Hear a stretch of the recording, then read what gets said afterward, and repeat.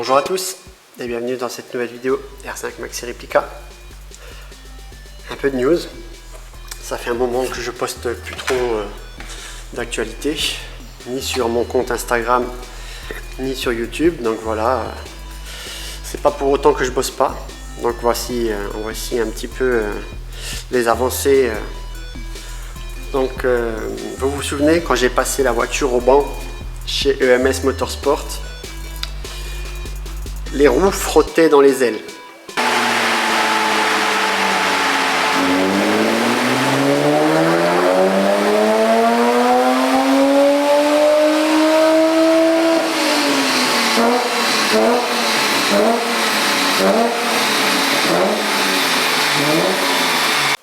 Donc on avait dû placer, pour ceux qui ont vu la vidéo, on avait dû placer un cric.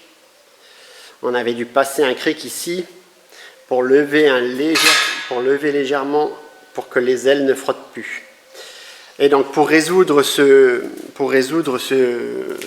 système, ce problème, en fait, vu que c'est une géométrie de Audi A6, c'est du multibras. Donc Audi, ils aiment bien faire ça. Donc une triangulation très qualitative et franchement une tenue de route incroyable. Mais le gros problème, c'est que rien n'est réglable.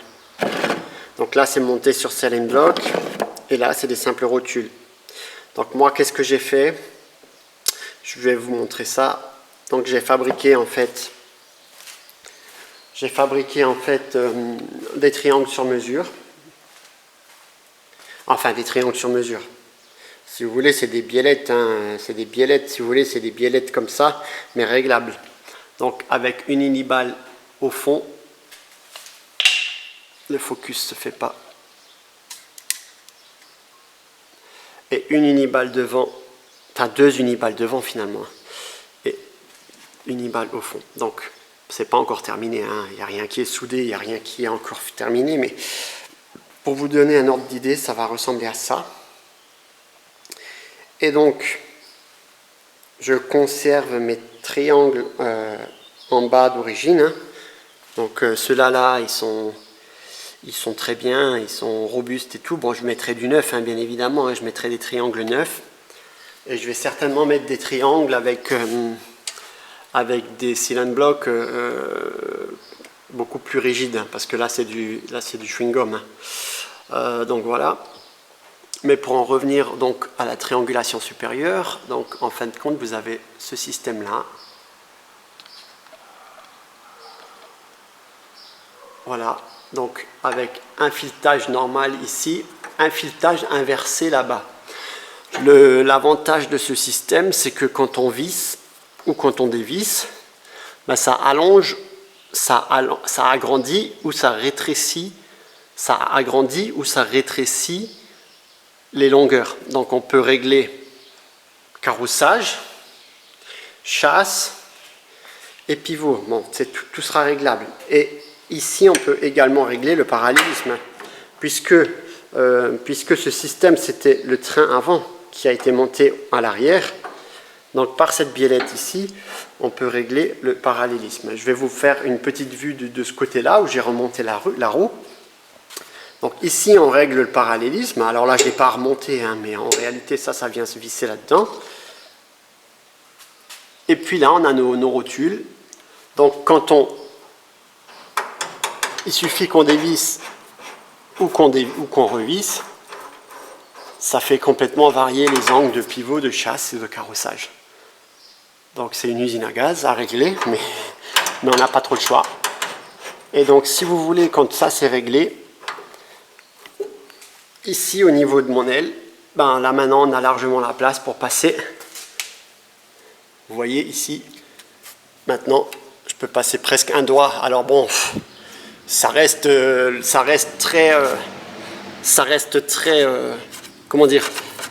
très serré, hein, mais moi c'est moi qui ai souhaité un empattement de voie très large quand j'ai choisi le T des jantes.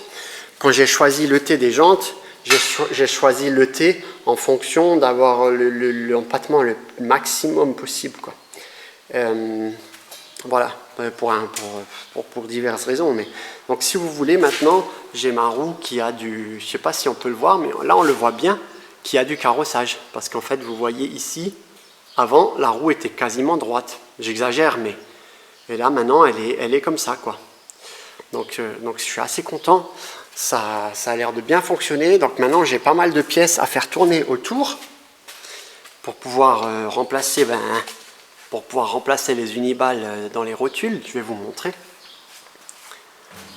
Et donc, vu d'ici, on voit bien le carrossage, quoi. Vous voyez, je ne sais pas si vous voyez, mais... Alors bon, le kit carrosserie, il est juste mis comme ça, hein, à l'arrache. Hein, il n'est pas encore fixé, mais c'était juste pour avoir une idée de comment que ça allait fitter, et ça fit vraiment bien. Donc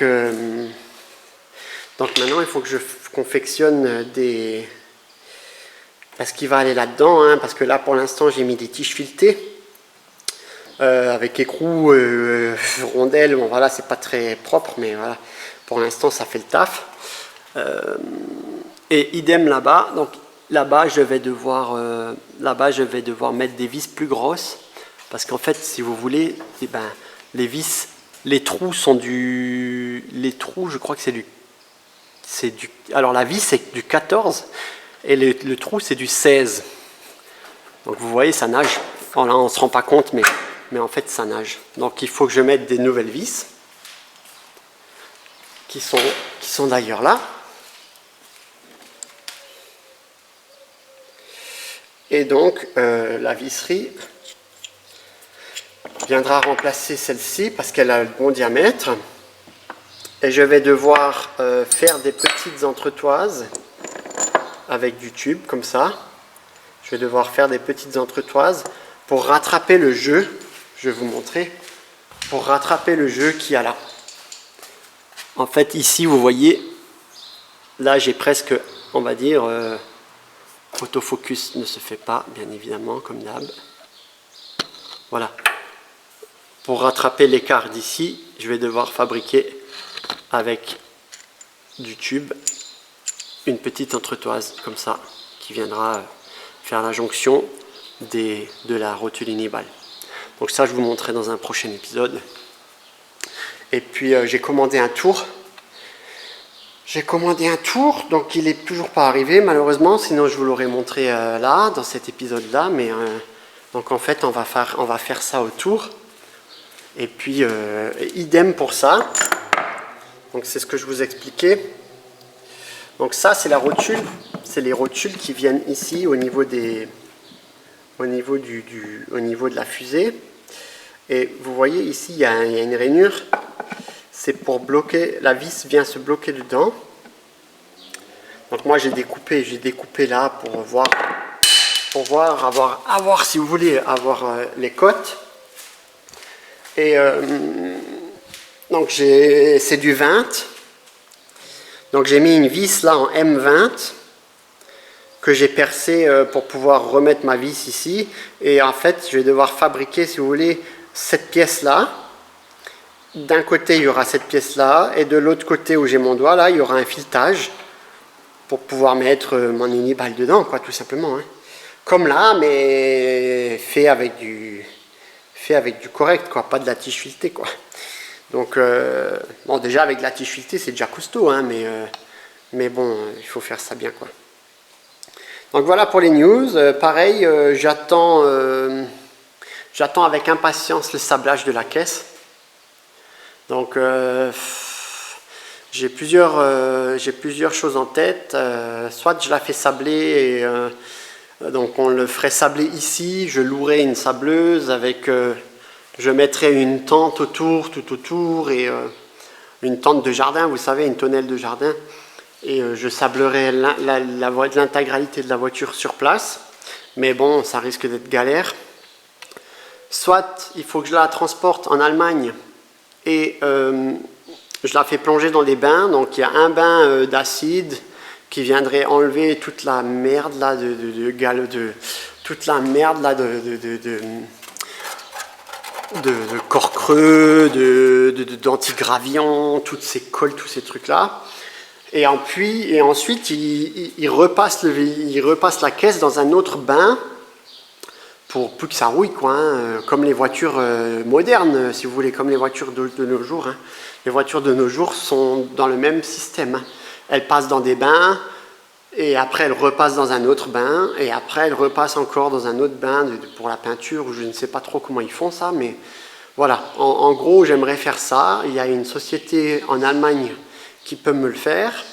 Le gros problème, c'est que c'est pas un problème. Moi, j'habite pas si loin que ça en Allemagne, mais il faudrait que je leur laisse la voiture, etc. Je sais pas trop combien de temps. J'ai un peu peur de ça. Je sais pas trop. Alors ça serait le meilleur des trucs. Mais bon, du coup, si j'ai plus la voiture sur place, je serais bloqué pour faire le reste. Enfin, je serais bloqué, oui et non, mais parce que j'ai pas mal de choses à faire maintenant au niveau du moteur. Qui est toujours là, hein. Le moteur ça n'a pas avancé malheureusement, il est toujours sous cette bâche.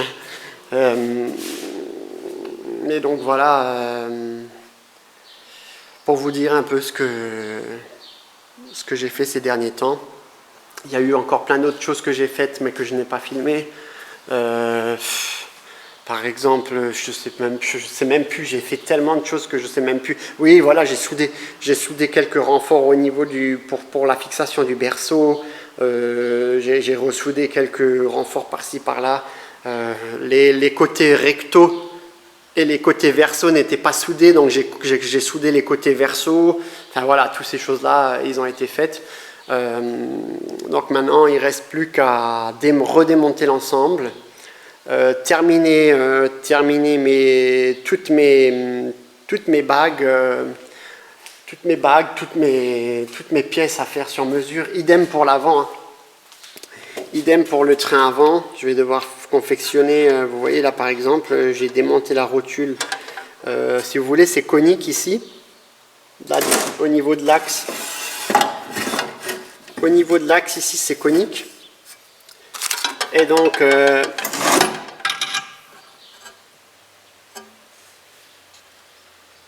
donc vous voyez, là on voit bien le côté conique. Donc pareil, idem, j'ai coupé une rotule que j'ai désassemblée pour avoir le cône, donc qui viendra se fileter, qui viendra se visser ici. Et donc là pareil, il faut que je fasse usiner cette pièce là, donc conique, avec un filetage ici, et à la place de cette rotule ici, un autre filetage qui viendra comme ça, pour que ma rotule inhibale vienne se prendre après là-dedans. Vous voyez ce que je veux dire? Donc en gros, il faut que je fasse encore tout ça. Idem pour là. Idem pour là, donc avec le brut d'aluminium, bon, je vais devoir faire tout ça. Et je vais certainement revoir aussi le système des pivots là devant. Parce que malgré que ça soit renforcé, il y a une trop grande portée au niveau de la crémaillère. J'ai peur que ça soit fragile sur le long terme. Donc je vais certainement revoir ce système-là. Donc à suivre dans les prochains épisodes. Donc on n'y est pas encore, mais ça va venir. Chaque chose en son temps. Malheureusement, j'ai de nouveau dans ma vie privée tout un tas de choses qui se sont passées. J'arrête plus, j'ai des travaux chez moi à la maison. Enfin bref. Du coup, j'ai de moins en moins de temps à consacrer à la R5. Mais bon, quand même, je bosse un peu par-ci, un peu par-là. Et puis ça avance doucement, mais sûrement. Donc je suis assez content. Voilà, je me devais de vous tenir au courant. Ça sera une vidéo courte, pas très intéressante, mais au moins vous voyez l'avancée, quoi, au moins vous voyez l'avancée du projet, quoi. Et puis, de toute façon, je vais refaire une vidéo très prochainement quand on passera au sablage. Ou alors, si on m'autorise à filmer le jour où je la ramène pour la tremper dans les bains en Allemagne, peut-être que je vous ferai une petite vidéo là-dessus, ça peut être intéressant. Je ne sais pas s'ils pourront me laisser filmer l'intérieur. Bon, c'est des process industriels, peut-être qu'il y a des choses qu'on ne peut pas filmer, alors je ne sais pas trop. Donc voilà, pour le reste, je suis en stand-by, hein, l'achat des pièces. Je vais changer tout ce qui est rotule, bras, triangle, roulement, enfin disque, plaquette, toutes ces choses-là. Donc ouais, il y a encore un paquet d'argent à sortir, donc ça va être fait au fur et à mesure. Donc j'espère pouvoir remonter tout ça cet hiver. Parce que oui, hein, forcément, vous le voyez, hein, on est bientôt début juin. Et bon, cette année, c'est râpé. J'ai tellement de choses à faire en dehors de ça que les finances, elles ne suivent plus pour le projet. Donc, c'est pas grave, ça avance quand même, et puis ça sera sympa. Donc là, je peux vous refaire une petite vue comme ça, j'aime bien. Bon, alors, tenez pas compte de ça, hein, c'est toujours pas fibré et tout, mais j'aime bien, là, le carrossage, c'est quand même sympa. J'ai hâte de l'avoir par terre. J'ai hâte de l'avoir par terre et de pouvoir commencer les premières géométries, parce que là, pour l'instant, c'est du pifomètre. Et puis avec ce système-là, ça sera simple à régler, puisqu'il suffit de visser, dévisser, ça monte, ça met de la longueur ou ça met, enfin vous voyez ce que je veux dire. Il suffit de dévisser, de visser, et puis la longueur change. Donc après, oui, après ça peut faire varier aussi l'angle de pivot. Enfin, c'est tout un... Il y aura certainement énormément de tests à faire de roulage pour voir le comportement de la voiture. S'il faut que je mette ça va être une usine à gaz. Ça va être une usine à gaz. Mais bon, c'est moi qui l'ai voulu et j'aime bien me casser la tête. Pourquoi pas se casser la tête? Faire un projet, vous le savez, hein, si vous êtes abonné à ma chaîne, ce projet-là, il est unique. Je voulais vraiment un truc unique et pas un truc que monsieur tout le monde il peut faire chez lui. Là, ça va être vraiment un truc de dingue et vraiment unique. Alors, est-ce que ça sera efficace? J'en sais rien. Est-ce que ça va passer au sol? J'en sais rien. Ça sera des interrogations que je peux pas encore répondre. Les seuls tests que j'avais faits, c'était des très courts tests sur des petites distances. Ça roulait plutôt bien. Ça freinait trop fort de devant. Mais ça, c'est parce que j'avais eu un souci lors des tests. Hein. Vous pouvez aller voir la vidéo. Premier test en essai réel. J'étais allé dans un contrôle technique. Et puis, on avait testé tout ça. J'avais le répartiteur de frein qui avait pété. On avait bricolé avec une pièce de 2 centimes. Enfin bref, la galère. Donc voilà, pour vous dire, j'espère que en ayant fait tout ça, elle va avoir un bon comportement. Et puis si elle n'a pas un bon comportement, tout peut se modifier. Hein. Bien évidemment, il faudra ressortir les finances, mais tout peut se modifier. La géométrie, elle est complètement modifiable. Hein. Si je veux repartir de A à Z, je peux. En gardant les ancrages des berceaux et tout, et refaire à ma sauce. Mais bon, pour l'instant, c'est pas le but. Le but, c'est de garder cette config. Et on verra bien ce que ça donne. On verra bien. Bon voilà, moi je vais vous dire à bientôt. Continuez à vous abonner, ça fait plaisir. Même si je suis moins présent ces derniers temps. Et puis je vais vous souhaiter une bonne journée, une bonne soirée. À bientôt. Ciao, ciao.